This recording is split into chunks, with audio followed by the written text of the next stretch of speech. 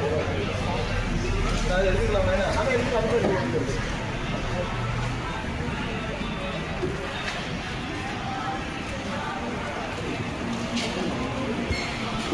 ஆமாம் ஆமாம். சரி சரி, நான் ஃப்ரெஷ்ஷாக இன்னும் ஒருத்தர் வந்து எடுத்துக்கலாம். அந்த மாதிரி என்ன பிரச்சனை?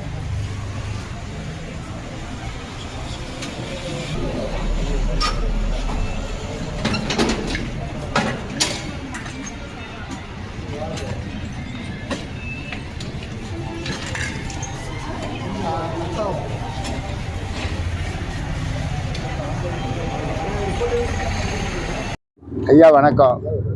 நான் மணிகண்டன் அப்பா பேசுகிறேன். இந்த மணிகண்டனை ரெண்டு காலையும் 4 குண்டு அடித்து காலை உடைச்சி போட்டு தென்காசி மருத்துவமனையில் மருத்துவம் பார்த்தாங்க. பார்வை சரியில்லை.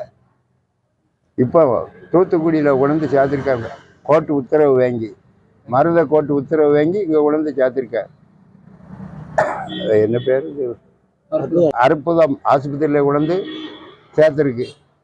நாளை சிகிச்சை நல்லபடி நான் பிடிச்சி தரேன்னு இருக்காரு. நாளைக்கு ஆப்ரேஷன். தென்காசி மருத்துவமனையில் அரசு மட்டும் சரியான சிகிச்சை பெறலையா? தென்காசி மருத்துவமனையில் சரியான தேர்ச்சி வரல. அதனால பிள்ளை ரொம்ப கஷ்டப்பட்டுட்டு இன்னைக்கு 22 நாள் ஆச்சு. பிள்ளை ரொம்ப இது பண்ணோன்னு இன்னைக்கு கொண்டு தூத்துக்குடி ஆஸ்பத்திரியில் சேர்த்துருக்கு. அரசு செய்ய வேண்டிய வேலையை தனியார் செய்யுது. இது நீங்கள் தான் இதை பார்த்து நல்ல எங்களுக்கு தீர்ப்பு தரணும். தமிழக அரசுக்கு என்ன கோரிக்கை வைக்கீங்க? நீங்கள் என்ன கோரிக்கை எடுக்க போறீங்க? தமிழக அரசுக்கு என் பிள்ளை இந்த கொடுமை பண்ணி இது பண்ணிட்டாங்களே. 2 காலையும் உடைச்சி திரும்பியும் நெஞ்சிலேறி மிதித்து பிள்ளைய கொலை பண்ணக்கூடிய அளவுக்கு அரசு வளர்ந்து வச்சிருக்கு. அதுக்கு நீங்கள் தான் தீர்வு கொடுக்கணும். கோர்ட்டில் போனால் கோர்ட்டில் அந்த இது வேணும் இந்த இது வேணும்னு என்னைய மாறி மாறி என்னை பின்படுத்தாங்க. இங்கே மருந்த கோர்ட்டுக்கு வந்த பிறகு கொஞ்சம் நான் நிம்மதியாகவே இருக்கேன். என் பிள்ளைக்கு அங்கே ஆஸ்பத்திரியில் ஒரு பாடு. நாங்கள் அதுக்கு மேலே நாங்கள் குடும்பத்தோடு ஓடி ஒழிக்க வேண்டிய நிலைமையில அப்போ என்ன திருடு பண்ணோம்? நாங்கள் 2 காலையும் உடைக்க வேண்டிய காரணம் என்ன? ஒரு கொலை பண்ணானா இல்லை அவன் கொள்ளையடிச்சானா? தேவையில்லாத பிள்ளைய விவசாயம் பார்த்துக்கிட்டு இருந்த பிள்ளைய ஒரு பணம் எடுக்கலாம்ங்கிறதுக்கு அந்த கொடுமை பண்ணிட்டானே. 2 காலையும் உடைச்சிக்கிட்டு திரும்பிய நெஞ்சில் ஏறி மிதிச்சு நான் சொன்ன மாதிரி வாக்குமூலம் சொல்லலைன்னு உன் பிள்ளை உயிரோட பார்க்க முடியாது. அது பணம் நீ மடம் எதுக்கு சப்பிடிச்சிருக்கு அப்படின்னு கேட்டான். அதுக்கு பிறகுதான் நான் நீ என்ன சொன்னாலும் சொல்லுதம்பான்னு நான் சொன்னேன். அதை வச்சுக்கிட்டு இன்னும் மிரட்டு தான் இன்னைய ஹாஸ்பிட்டல் இருக்கும்போது வேற ஏதாவது அழுத்தம் கொடுத்தாங்களா? ஆமா அழுத்தம். இன்னைக்கு இப்போ வரும்போது கூட எந்த ஒரு ஆஸ்பத்திரிக்கு போனேன்? நான் தூத்துக்குடி ஆஸ்பத்திரி போறேன்ட்டு வந்தேன். இல்ல மிரட்டினாங்களா? ஆமா அது இப்போ கூட கேட்டாங்க. எந்த ஒரு ஆஸ்பத்திரி? காவல்துறை. சரி, என்ன கேட்டாங்க? எந்த ஆஸ்பத்திரிக்கு போறேன்னாங்க. நான் தூத்துக்குடி தான் போறேன் அப்படின்ட்டு வந்தேன். சரி, தொடர்ந்து மிரட்டல் உங்களுக்கு வருது. ஆமா, பத்தி உங்களுக்கு நீங்க அரசுக்கு என்ன கோரிக்கை வைக்க இருக்கீங்க? அரசுக்கு என்ன? அரசு தான் தீர்ப்பு கொடுக்கணும். எனக்கு இது ஒரு முடிவு இல்லாமலே இருக்கு. என்னப்பா மீட்டிங் போட்டு கூட்டம் போடணும். நாங்கள் கூட்டத்தை கனிமொழி வாரான்னு எல்லாத்தையும் முடிவெடுத்துட்டாங்க. மாறி அதை எதுவுமே இல்லை. என்ன பேசுறாங்க? எல்லாம் பணம் வாங்கிட்டாங்க, அவங்க அமைதி ஆகிட்டாங்கன்னு ஊருக்கு எங்களை பிறலியை கிளப்புதாங்க. நாங்கள் படுற பாடு மேலே இருக்கிறவருக்கு தான் தெரியும். இப்போ நாங்கள் மருத ஆஸ்பத்திரியில் கோட்டைக்கு வந்திருக்கும் போது ஐயா நான் பார்த்துக்கிடுவேன், நீங்கள் என்னோட ஆதரவில் கொண்டு ஒப்படைங்க நான் ஆச்சு அப்படின்னு சொன்னாவோ. இப்போ அவ தயவுல தான் கொண்டு பிள்ளைய ஒப்படைச்சிருக்கேன். இந்த பாதுகாப்பு எப்படி இருக்குன்னு விரும்புறீங்க நீங்க? பாதுகாப்பு நல்லா இருக்கும். இந்த நம்பிக்கை இருக்கு. அரசாங்கத்துக்கு வைக்கிற கோரிக்கை, அரசாங்கம் கோரிக்கை எடுக்கிறது மக்கள் தான் முடிவு எடுக்கணும். நான் என்ன செய்ய முடியும்? நான் இப்போ ஒரு இல்லாட்டினா அன்னைக்கு உடனே இது பண்ணதுக்கு உடனே கனிமொழி வாரா அன்னைக்கு இது கிடையாது அப்படின்னு நிப்பாட்டிட்டாங்க. மாறி எதுவுமே பதிலே இல்லை. அது இனிமேல் மக்கள் தான் முடிவு எடுக்கணும். ட்ரீட்மெண்ட்டுக்கு எதுவும் பணம் கேட்டாங்க? ட்ரீட்மெண்ட்டுக்கெல்லாம் எந்த பணமும் எங்களுக்கு யாருமே தரலையா? அரசாங்கத்துக்கு எந்த உதவி? இல்லை. அரசு எந்த உதவியும் உங்களுக்கு இது வரைக்கும் எதுவுமே பண்ணல. அரசு தரப்புல யாராவது உங்கள்கிட்ட பேசினாங்களா? பேசலாம் செஞ்சது. பேசினாங்க. நாங்கள் பார்த்துக்கிட்டு தான் வச்சுக்கிட்டு அன்னைக்கு பேசிட்டு பண்ணதை விட சரி கூட்டம் வச்சிருவோம், நம்ம மீட்டிங் போட்டு இதை தீர்ப்பு பண்ணிடுறோம். தீர்ப்பு பண்ணுதுன்னு ஆலைகளை கனிமொழி வாரா எல்லாம் பந்து அப்படின்னாச்சு. அவ்வளோதான் நடந்தது. உங்கள் பேர்? யாருனாச்சு? என் பேர் பெருமாள் சேட், என் பையன் பேர் மணிகண்டன். இப்போ பெருமாள் சேட்டும் கேசரி சேர்த்துருக்கு, சிவன் பொன்ராஜவும் சேர்த்துருக்கு பையன், நம்ம பையன். அவன் பையனையும் சேர்த்துருக்கு. ஆ 11 வயசு பையன் மேல போட்டு ஆமா 16 வயசு பையன் மேல. அவன் ஃபியூச்சர் என்ன? அவன் ஃபியூச்சர் ஒண்ணுமே அவனுக்கு 10th எக்ஸாம் எழுதிருக்கான். சின்ன பிள்ளைங்க ஆமா கேசி. அவன் பேர் சிவன் பொன்ராஜ். பையன் என்ன படிக்கிறான்? பையன் 10th முடிச்சிருக்கான். சரி, மும்பைல தான் படிக்கிறான். நாங்க வெக்கேஷன் வந்தவங்க தான் இங்க ஊருக்கு. அப்போ நாங்க வந்திருக்கும் போது இந்த விஷயம் நடந்துச்சு. ஆனா இப்போ அவன் மேலேயும் கேஸ் போட்டு 4 பேர் மேலேயும் சொன்ன மாதிரி பொய் கேஸ் போடாமனு சொன்னார். அதே மாதிரி பொய் கேஸ் 4 பேர் மேலும் போட்டிருக்காரு. அவன் என்ன படிக்கிறாப்ல உங்க பையன்? நம்ம பையன் 10th எக்ஸாம் எழுதியிருக்கான். இப்போ ரிசல்ட் இன்னொரு ஒரு வாரத்தில் போட்டிருக்காங்க. இப்போ அவன் மேலும் கொலை கேஸ் தான் போட்டிருக்காங்க. அவன் அருவாய் தூக்கி விட்ட போனான் அப்படின்னு. சரி அதுக்கு ஒரு நீர்வு கண்டிப்பா எல்லாம் சேர்ந்து எடுத்துதாங்க. அவ்வளவுதான். சரி. சொல்லுவாங்க. தென்காசியில் கடந்த 7ஆம் தேதி போலீசாரின் கொடூர துப்பாக்கி சூட்டுக்கு ஆளான பனை விவசாயி சகோதரர் மணிகண்டன் அவர்களுக்கு மதுரை உயர்நீதிமன்றத்திலே உத்தரவு பெற்று அரசு மருத்துவமனையில் உரிய சிகிச்சை தராத காரணத்தினால் இன்றைய தினம் தூத்துக்குடி அற்புதம் மருத்துவமனையிலே சிகிச்சை பெறுவதற்காக அவர் குடும்பத்தினரோடு ஆம்புலன்ஸில் இங்கே வந்திருக்கிறார். தொடர்ந்து தென்காசி மருத்துவமனையிலே கடந்த 4 நாட்களுக்கு முன்பாக சில நபர்கள் வந்து அவரை சமரசமாக செய்து விடுவோம், உங்களுக்கு தேவையான பணத்தை கொடுத்து விடுவோம் என்று சில மிரட்டல் தொனியில் பேசியிருக்கிறார்கள். அதன் அடிப்படையில் நீதிமன்ற உத்தரவு பெற்று உடனடியாக இன்று தூத்துக்குடி மாவட்டத்திற்கு சிகிச்சைக்கு மாற்றப்பட்டிருக்கிறது. மேலும் உயர்நீதிமன்றம் நேற்றைய தினத்திலே தென்காசி மாவட்ட சப் கலெக்டர் அவர்கள் விசாரணை செய்து வரக்கூடிய மே மாதம் 30ஆம் தேதி அறிக்கை தாக்கல் செய்ய வேண்டும் என்று உத்தரவிட்டிருக்கிறார்.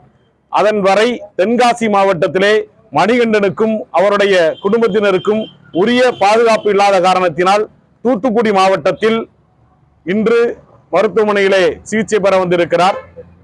மேலும் அரசின் சார்பாக பாதிக்கப்பட்ட நபருக்கு எந்த ஒரு நிவாரணமும் வழங்காமல் உரிய சிகிச்சை ஏதும் அளிக்காமல் ஏறக்குறைய 22 நாட்கள் ஒப்புக்கு மருத்துவமனையிலே வைத்துக் கொண்டு கடந்த 2-3 நாட்களுக்கு முன்பாக நீங்கள் வீட்டுக்கு செல்லலாம், உங்களுக்கு முழுமையாக உடல்நிலை சரியாகிவிட்டது என்று போலியாக வெளியே தள்ள முற்பட்டிருக்கிறார்கள். ஆனால் அவருக்கு 2 கால்களும் நடக்க முடியாத ஒரு சூழ்நிலை இருக்கிறது.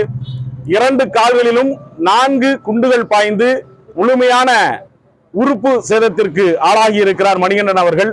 அவருக்கு அரசு உரிய நிவாரணம் கொடுத்து சிகிச்சைக்கு தேவையான பண உதவியை செய்ய வேண்டும்.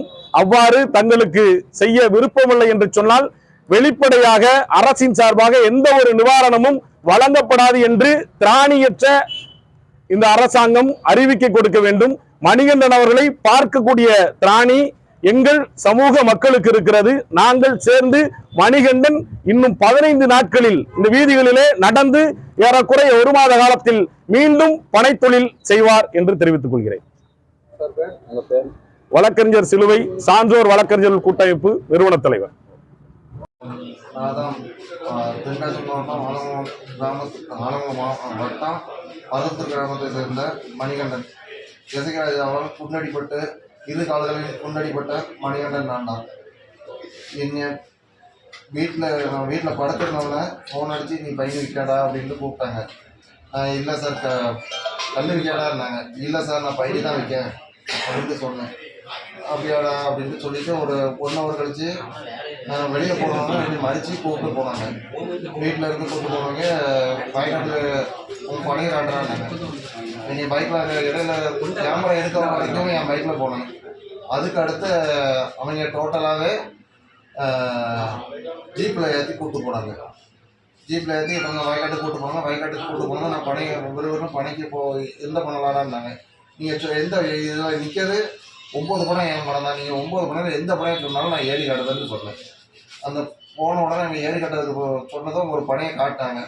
அந்த பனையில் வேகமாக மேலே ஏறிட்டேன்.